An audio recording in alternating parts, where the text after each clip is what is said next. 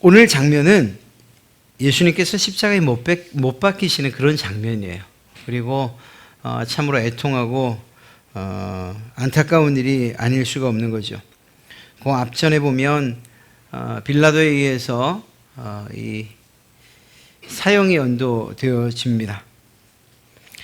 빌라도는 예수님을 놓아주려고 했지만 그러나 민중들이 백성들이 그것을 허락하지 않았습니다. 물론 그들의 뜻만은 아니었습니다. 종교 지도자들이 그들 가운데서 이렇게 선동을 하고 있었던 것도 맞습니다. 어찌되었거나 예수님이 십자가에 못 박히게끔 그렇게 결정이 되어집니다. 성경은 그들의 소리가 이긴지라 이렇게 이야기를 하고 있어요. 결국 예수님은 골고다로 끌려가실 수밖에 없었고 자신이 질 십자가를 죄인 자신이 지고 가는 그러한 이 형벌의 법칙 때문에 예수님이 직접 십자가를 지고 가셔야만 했습니다. 힘이 없어 쓰러지고 더 이상 갈 수 없다 판단되었을 때 마침 그것을 지나던 구레네 사람 시몬이 대신 십자가를 지게 되죠. 그렇게 해서 예수님이 계속 그곳을 향해서 형장을 향해서 끌려가는 그때에 그 전체적인 모습을 27절이 기록하고 있습니다. 또 백성과 및 그를 위하여 예수 그리스도를 위하여 가슴을 치며 슬피 우는 여자들의 큰 무리가 따라오는지라. 백성들 가운데는 어쩌면 저 사람이 어떻게 죽나 보러 가자. 또 혹시 아는가 지금까지 놀라운 기적을 베풀었는데 저 죽음의 형장에서 또 그런 기적을 베푸는 것 아닌가 하는 이런 기대감을 가지고, 또 반대편에서는 아까 말씀드렸던 그들의 소리가 이긴지라 예수님이 죽는 모습을 확인하려고 따라갔던 사람들도 있을 것입니다. 그런데 그 백성들과는 조금 다르게 이 여인들의 무리를 표현하고 있어요. 예수님을 위해서 가슴을 치며 슬피 우는 여인들이라고 기록하고 있다는 거죠. 첫째는 그분들이, 이 여인들이 가슴을 치며 슬피 울 수밖에 없는 이유가 무엇이었을까? 단순하게 여성의 감성 때문이었을까? 그것은 아닌 것 같습니다. 그만큼 예수님께로부터 받은 것들과 그리고 얻은 사랑이 있었기 때문이 아닐까 생각을 하죠.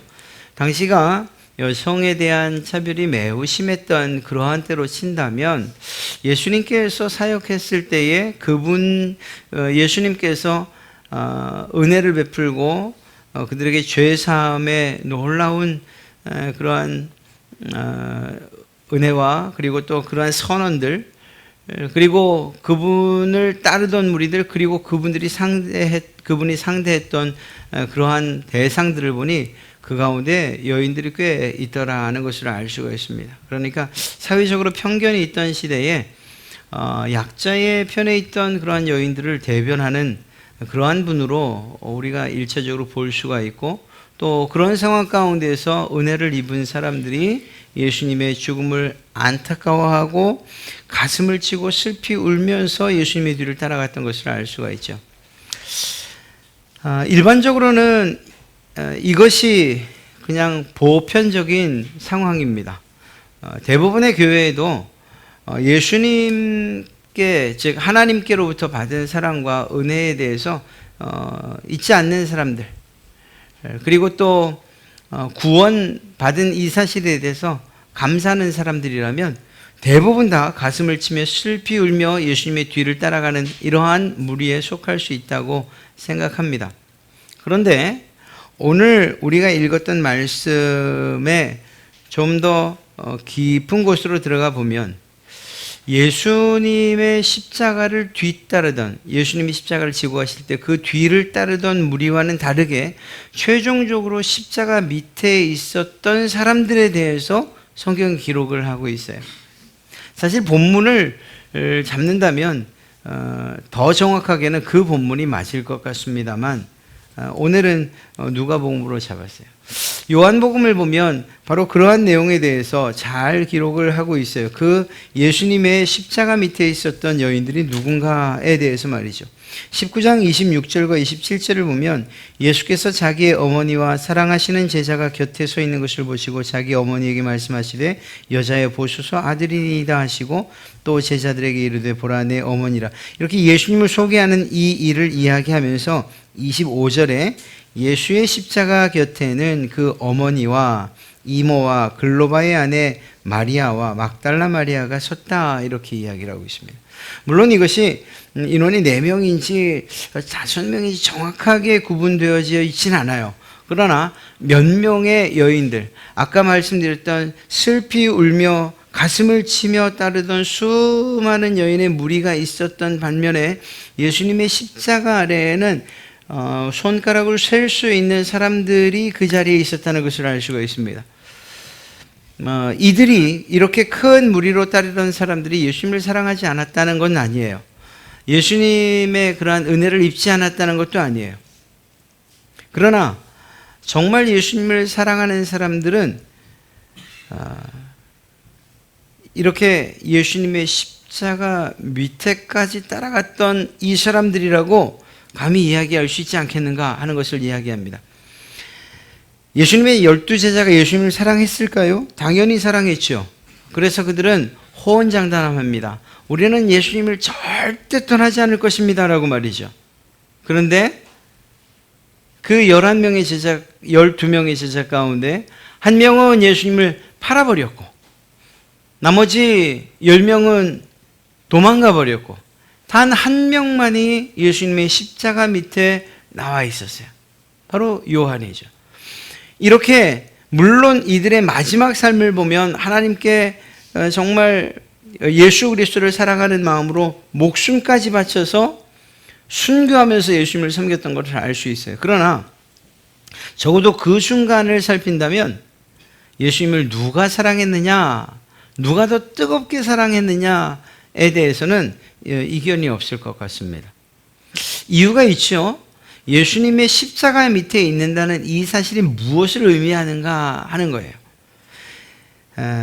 예수님께서 그 시대에 적어도 종교 지도자들에 의해서 마치 이단처럼 취급되고 그리고 저주를 받아 마땅한 사람으로 취급됐다는 것은 분명합니다.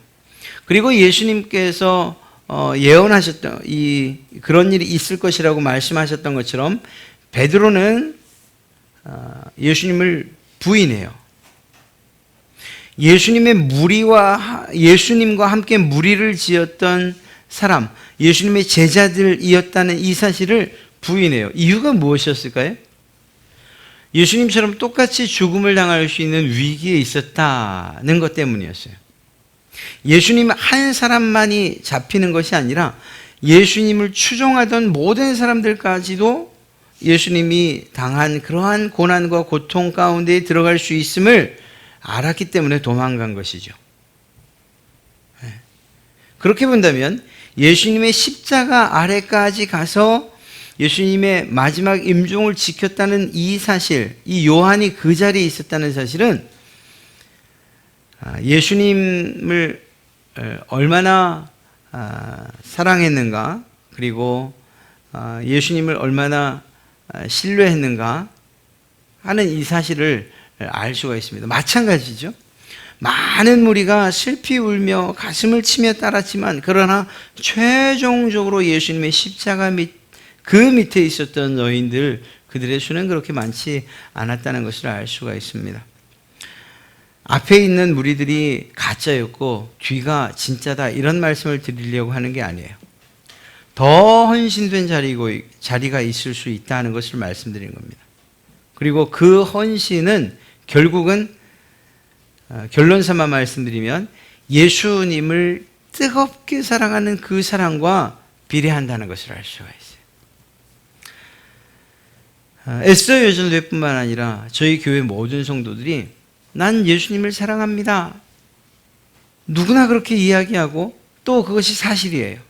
그럼에도 불구하고 더 뜨겁게 사랑하는 사람들의 그 헌신과 그리고 그 충성은 분명히 차이가 있다는 것을 말씀드리고자 하는 거예요.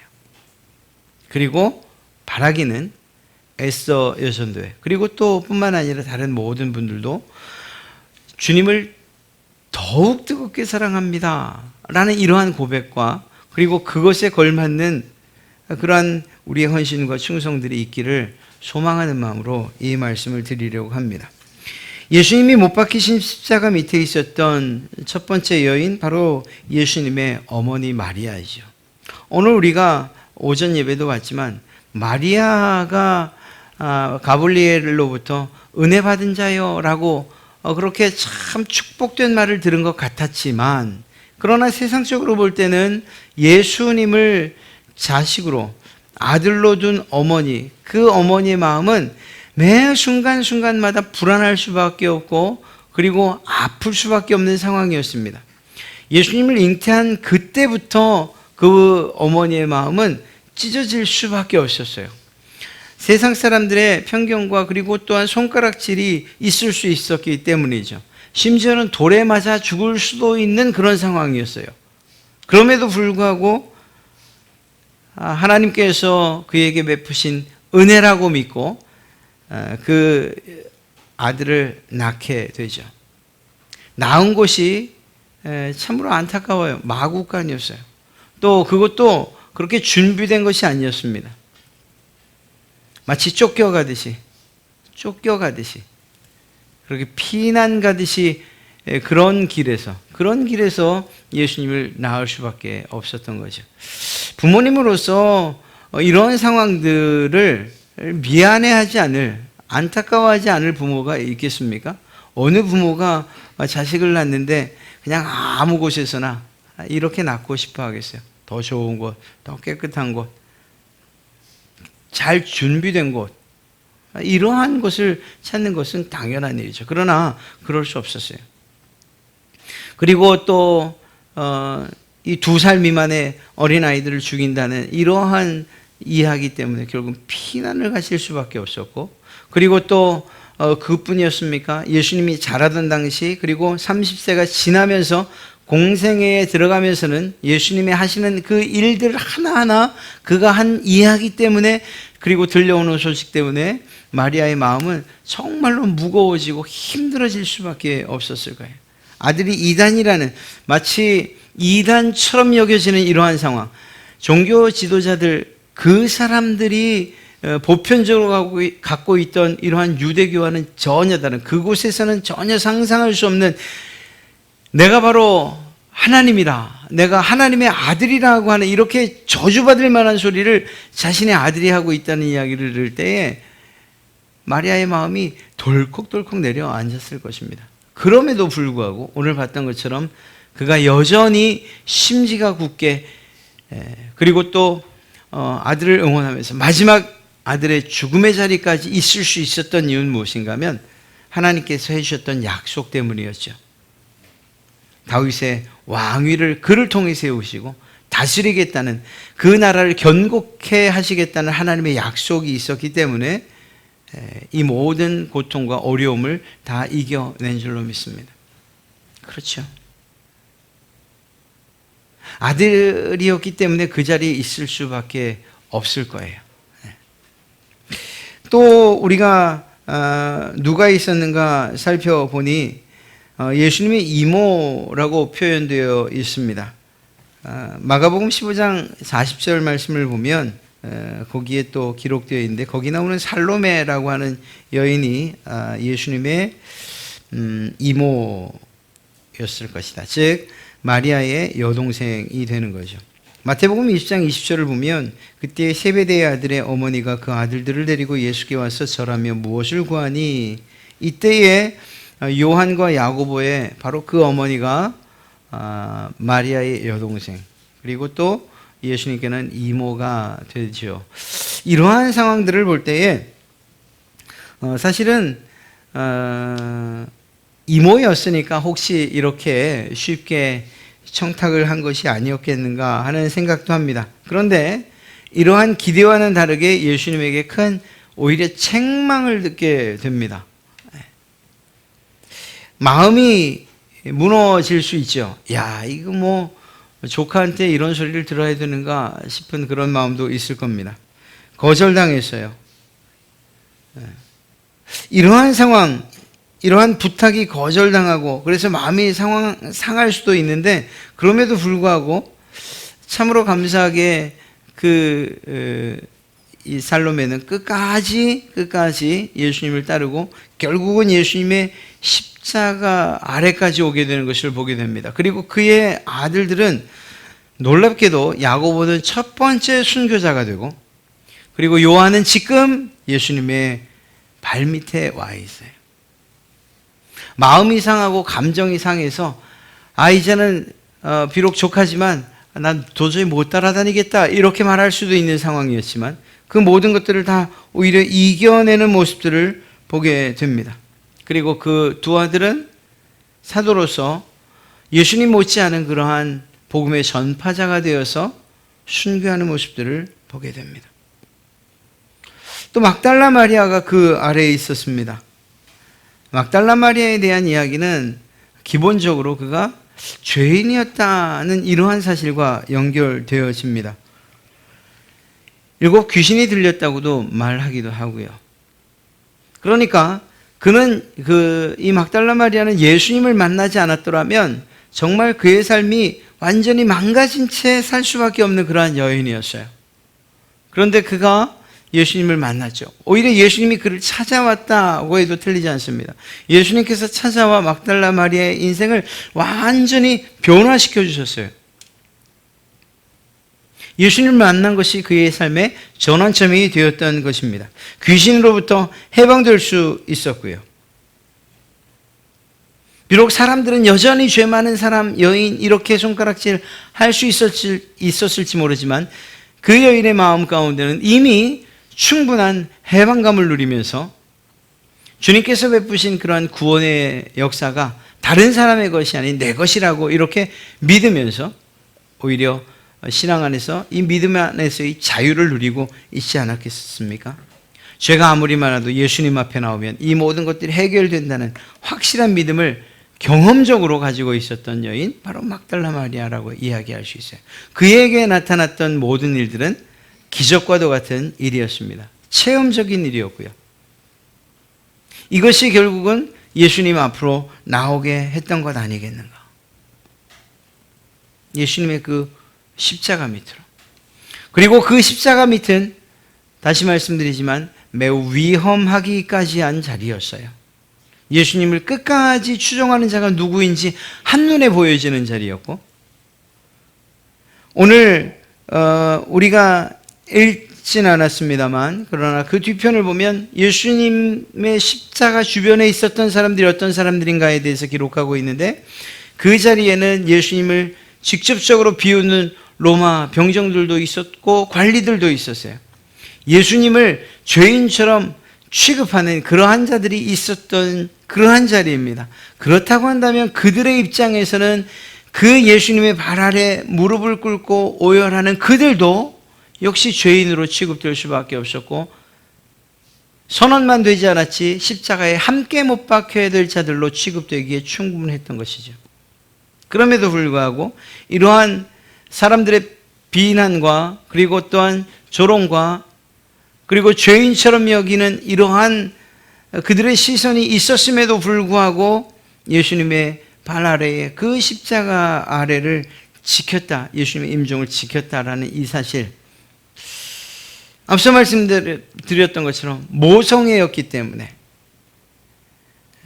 또 비록 거절당했지만 그럼에도 불구하고 그냥 구세주로 믿는 그 믿음이 있었기 때문에, 놀라운 막달라 마리아처럼 기적이 있었기 때문에, 이러한 이유들 때문에 그들이 예수님의 발 아래에 있었겠는가, 그것뿐이었는가 하는 거예요. 그것도 맞아요.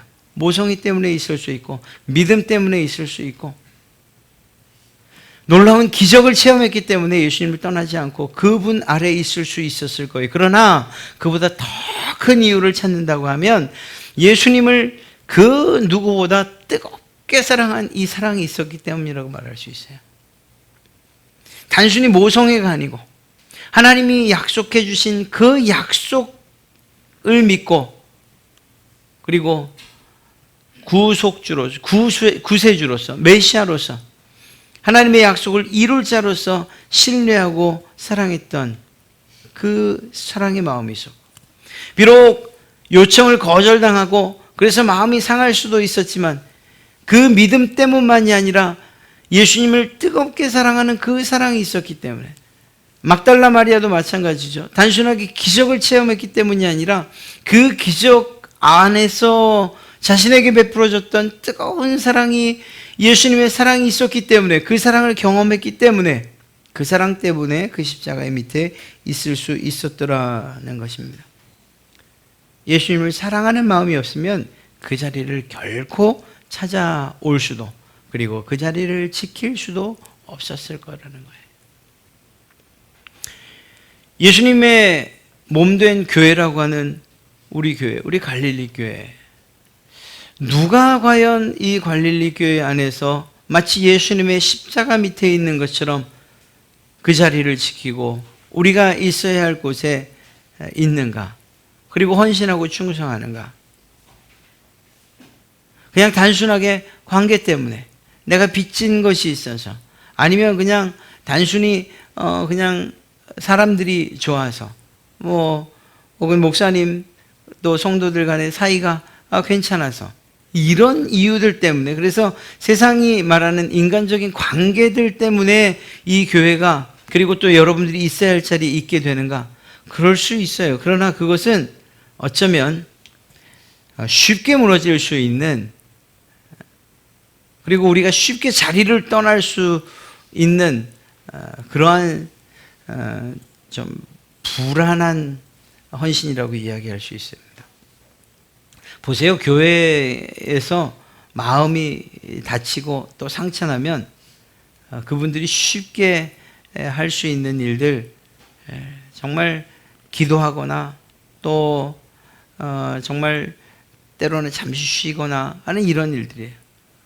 사실 마음이 상처받았을 때 더 뜨겁게 중심으로 들어가는 일들은 쉽지 않아요. 이건 누구나 다 마찬가지예요. 그럼에도 불구하고 그 자리에서 여전히 끊임없이 지킬 수밖에 없는 이유가 있다면, 그것은 오늘 이 여인들을 통해서 보는 것처럼 예수님을 사랑하는 그 사랑 때문이라고밖에 이야기할 수 없는 것입니다. 에스더 여전도회, 제가 앞서 말씀드렸던 것처럼 15년 벌써 꽤 긴 시간이 지나긴 했네요. 그 시간, 그때 보이셨던 그러한 열심들이 지금도 여전히 식지 않고 뜨겁고 그리고 열정적이고 한 모습들을 보게 돼요.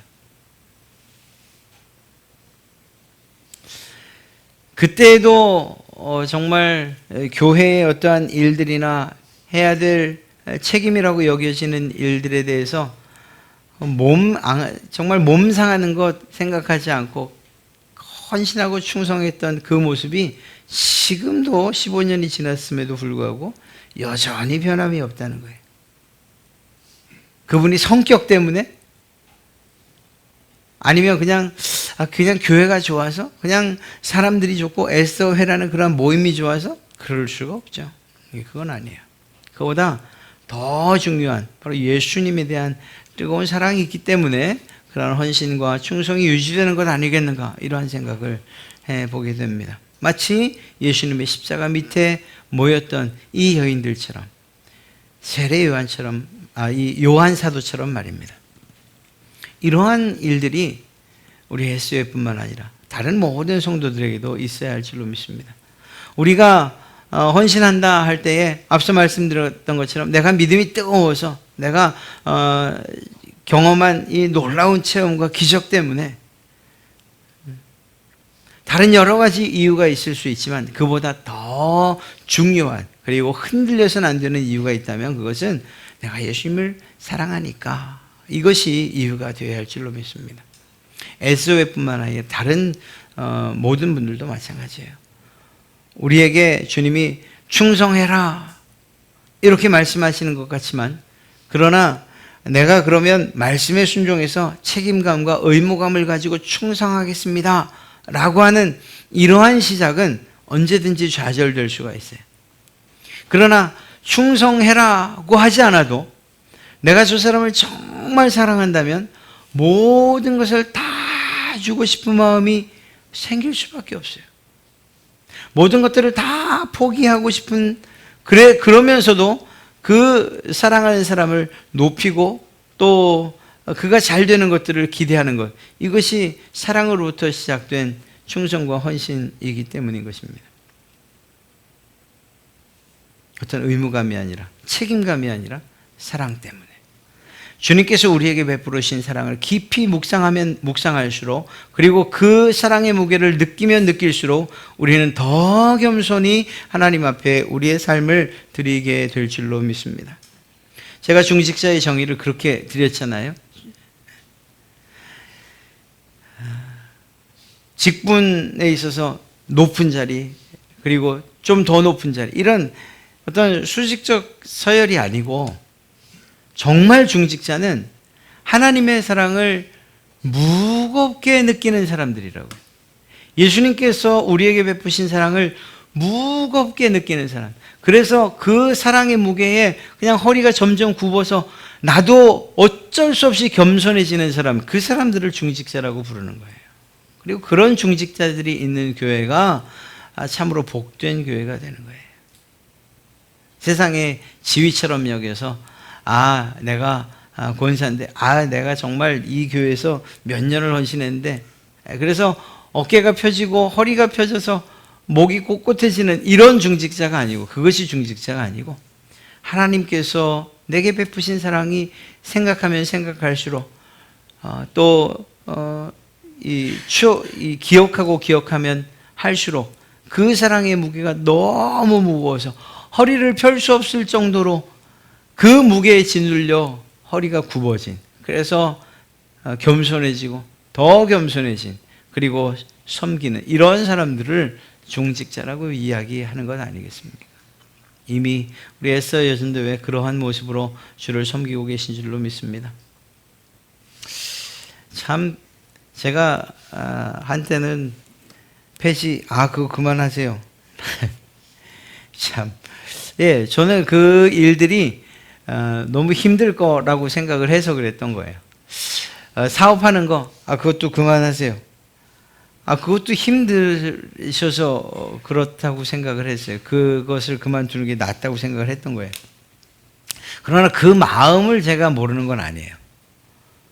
그 일들, 어렵고 힘들지만 그 일들을 통해서 하여간 첫째는 또 에스더 여전도회 운영 자금도 되고, 또 더 나가서 교회에 재정적으로 좀 도움이 되고자 하는 이런 마음들을 제가 모르겠습니까?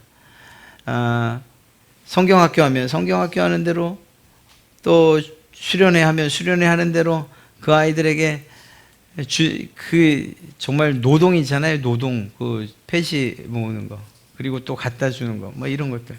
그럼에도 불구하고 그것들을 통해서 그 아이들을 섬기고 또 부서를 섬기고 하는 이런 모습들을 제가 모릅니까? 알죠. 제가 안다면 또 주님이 아시는 거죠. 그 일들을 왜 하느냐? 이름 날라고 하는 거 아닌 건 우린 잘 알고 있고요. 결국은 주님을 사랑하는 이 마음이 이렇게 헌신하게 하는구나 하는 것들을 깨달을 수밖에 없습니다.